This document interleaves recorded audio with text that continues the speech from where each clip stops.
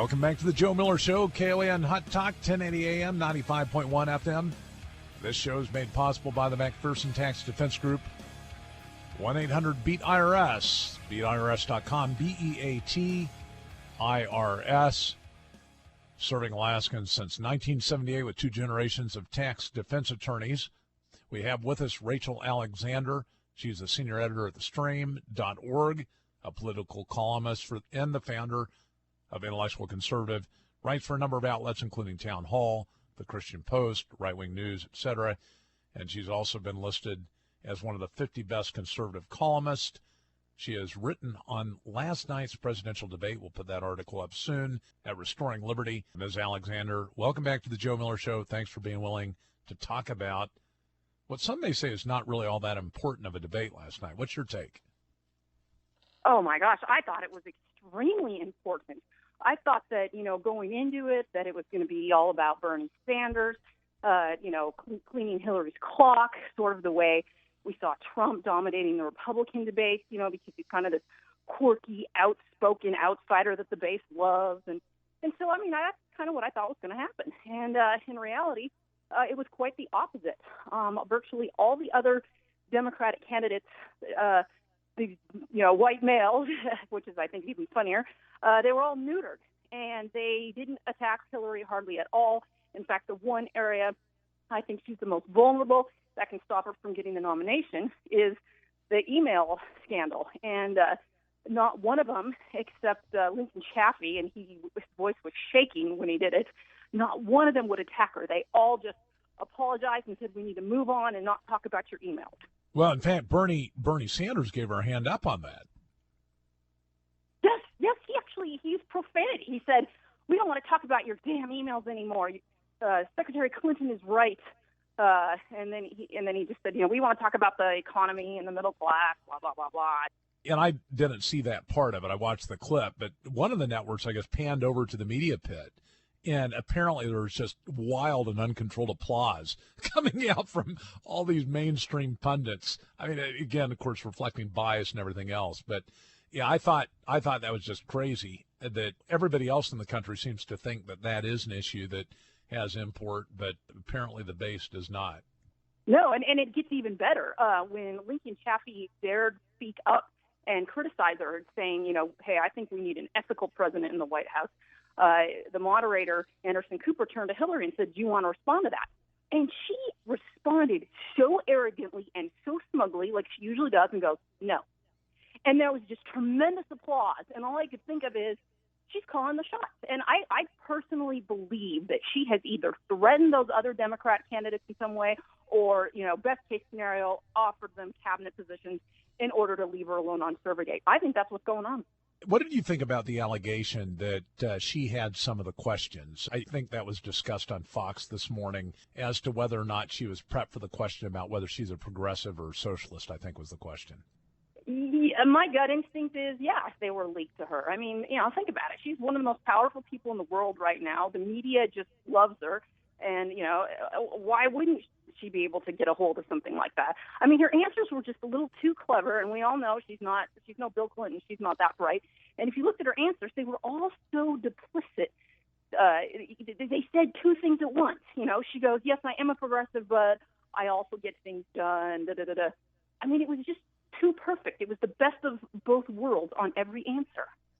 Right. And anybody that thinks that the things are run so ethically in politics that somebody wouldn't get the questions. It was, who was it? It was O'Reilly, I think, that they had on this morning talking about this. And he goes, that would never happen, kind of dismissing it out of hand as being just a conspiracy theory. And I'm thinking back to, I'm aware here in Alaska where candidates have gotten questions, and I'm talking about for national office. And, of course, Alaska's a little bit different, but certainly when you see all the shenanigans in politics, to think, especially given how closely connected a lot of the people in the media are to these candidates, that candidates wouldn't, especially leading candidates, wouldn't get the questions. I think it's much more outlandish to think they won it than to think they would, especially given how she reacted so fluently and in such an articulate manner, it seemed, at least to all the questions I heard her sound off on. Well, and look at, O'Reilly versus like you and me. You and I have been in the political world for years, and so we've seen this stuff going on. I've seen so much corruption. I know you have too. I now write about it. Whereas O'Reilly, he was a journalist his whole life. He's never actually worked on political campaigns or been on the policy side. He's only been a journalist. So how would he even know necessarily about the left-wing media flipping her questions? So one of the reasons why I commented like I did at the beginning about this not being that big of a deal is because the assessment, at least of most of the pundits, is that Hillary remains on top, that nobody scored the hit they needed to score to move in front. Is that your take on this? Well, I think that's true, but I didn't think that going into the debate. When going into the debate, I really thought that there was a good chance Biden was going to jump into the race at some point to save the day, because Hillary just keeps tanking because of Servergate. So I really didn't think she was hardly on top anymore. I thought she was, falling gradually. And to me, this just massively checked her fall. This is showing that, the media and the Democrats running against her themselves are not going to make Servergate an issue. Right. Yep. And the media made that very clear in how they reacted to that. And it's shocking that they would be so incredibly willing to reflect that bias in their reaction. With respect to Bernie Sanders, if you really felt, some are suggesting, and it's just speculative, I don't think there's anything based upon just intuition, that he's making a play for some sort of runner-up VP slot, position in administration, that he understands that even though he's raising money, organizationally he can't really compete with Hillary. Did you think he was really genuinely going after contrast and distinction with Hillary in this debate, or was he just kind of like a wing pilot throughout it?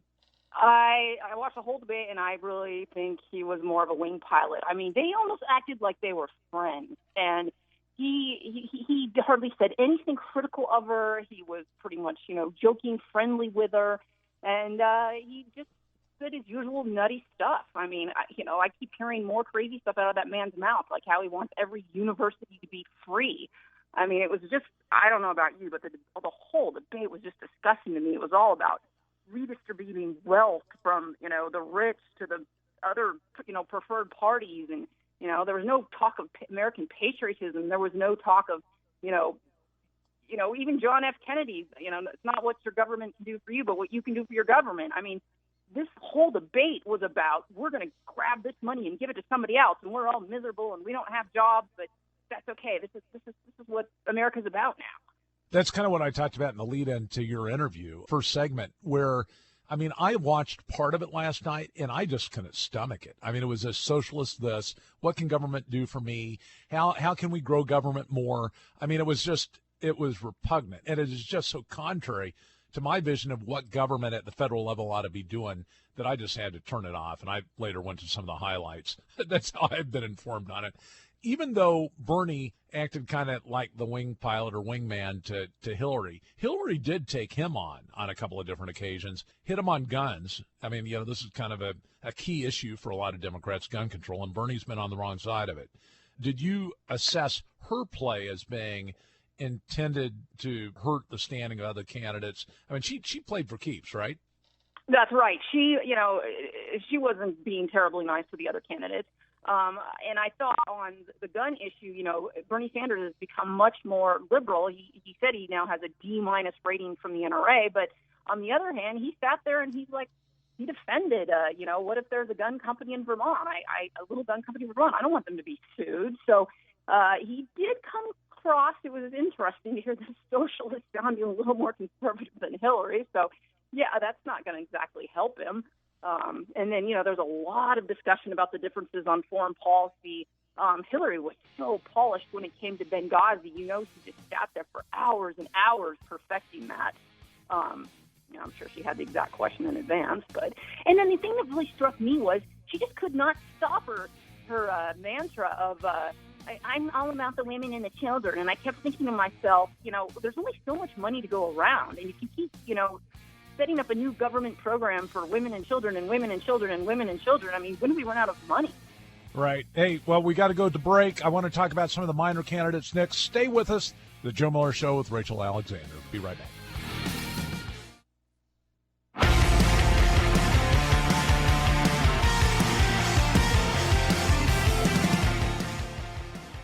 Welcome back to the Joe Miller Show, KOAN Hot Talk, 1080 AM, 95.1 FM.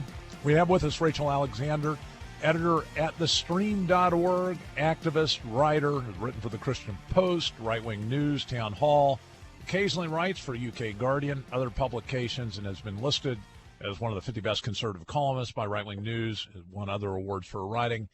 Very active politically as well in Arizona, has been on this program before. We have her on now talking, yes, about the Democratic presidential primary debate last night. I hope we haven't put you to sleep just saying those words, but there was some actual excitement in it. She's here to showcase that. Rachel, thanks for staying on for another segment with us. Yeah, I appreciate it. It's always fun.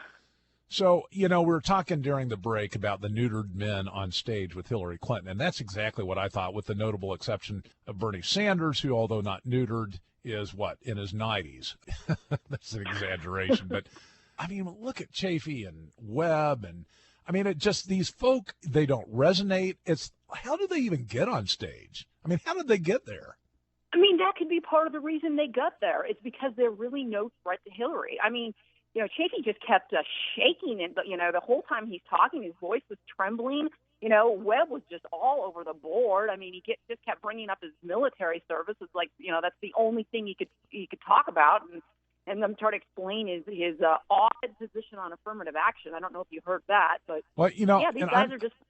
I'm looking at Webb visually, okay, and I'm thinking, if I didn't see his arms moving, I would think he was in a straitjacket. I've never seen a guy. It's like he had a board strapped to him. I've never seen anybody like that. Well, he's way out of his league, and I would predict him being the first one to drop out of the race, either him or Chafee. He's this perennial guy, though. Republican then Democrat, always trying to reach the limelight. I just don't see the guy. I think he stays in, but he just, he'll get minimal following. He's the type of guy that just will keep on keeping on so that he gets a little bit of, media exposure. I don't know what his plan is. Think because he was one of the worst performers, I thought. I agree. Oh, he was terrible.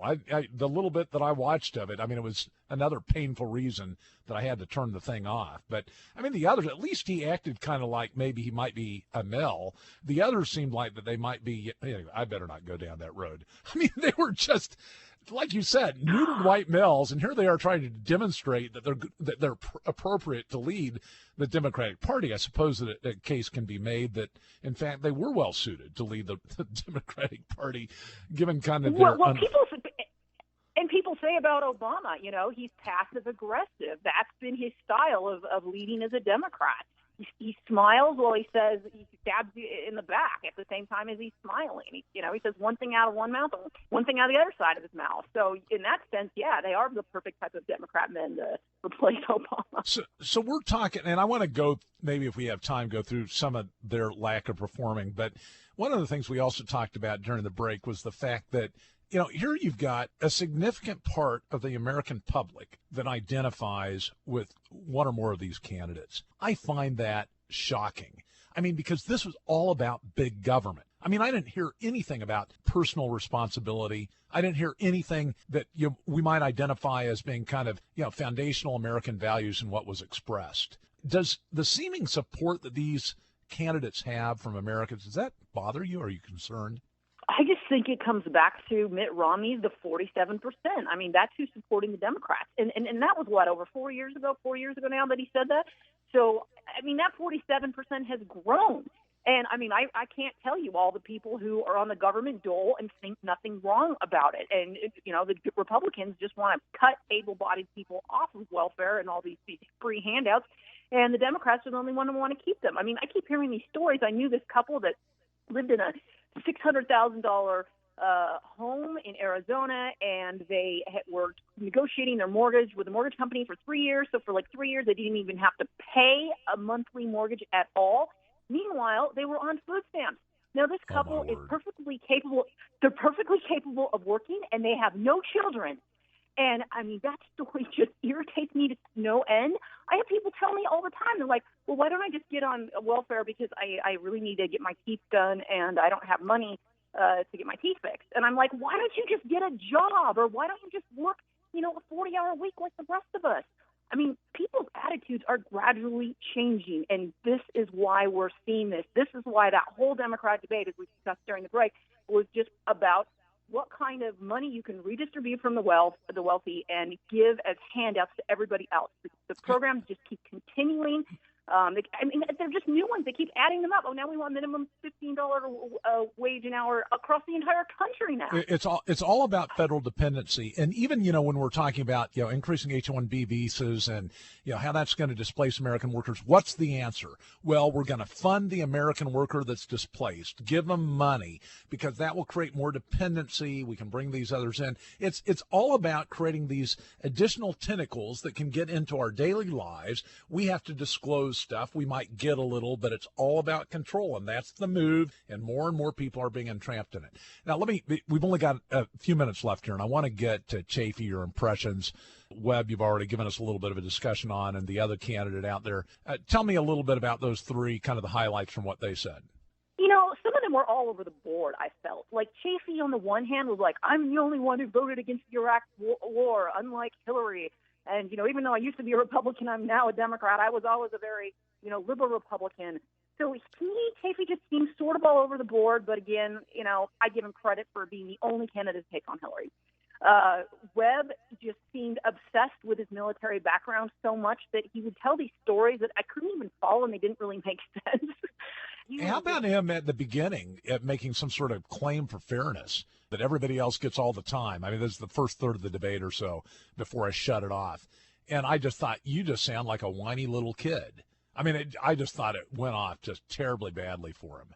Yeah, I mean, at that point, you can't whine about it. When the debate's already started, they've already determined who's going to talk. Sometimes you get opportunities to interrupt. I mean, he could have done more of that, and he chose not to. I mean, remember the Republican debates? Marco Rubio was awesome about interrupting to get more time. Right. So, yeah, yep. Webb just... And then Sanders tapped him down on that, too. And I will say Webb, of all the candidates, came across as the most moderate. I'll give him that. Yep. So how about O'Malley? And what's his story? I mean, nobody even knows anything about the guy except for on the East Coast, I guess. He just was in defensive mode all evening. They had him. They were attacking his record on, what do you call it, police reform because of all the rioting, and what else? They're attacking his record on. Not even that. He just went off on a tirade about things like he's got this clean energy grid plan. He doesn't want to denigrate women, unlike the Republicans. We don't bash immigrants on our side. We're for gay marriage. I mean, just the guy's all over the board. He doesn't really have much of a consistent, coherent message. I will say this. He is a pretty consistent liberal, but he just spends his whole time defending his record on, criminal justice issues, which at one point he used to be a little more conservative on. Okay, well, enough said on those three. They aren't going to go anywhere. We know that from their lack of performance. Bernie Sanders, what was the big stupid statement from him last night? All the candidates were asked, what's the biggest national security threat to the U.S. right now? And he said climate change. And the audience actually roared with applause. Wow. That's the hardest I laughed throughout the entire debate. My word. Well, I mean, I guess the real message from this debate, Hillary's strong performance, of course, some would say that's a major warning to the GOP. But, of course, she's not going to get the questions, hopefully, in those debates. Yeah, I don't trust anybody. That's true. Yeah, the establishment's the establishment. Really pretty nonpartisan in their approach. Well, Rachel, I appreciate your insights on this. We'll get your story up, the podcast later tonight. It's always fun. We'll have you back. Thanks so much, Joe. Bye. Stay with us. Joe Miller Show. We'll have more right after this.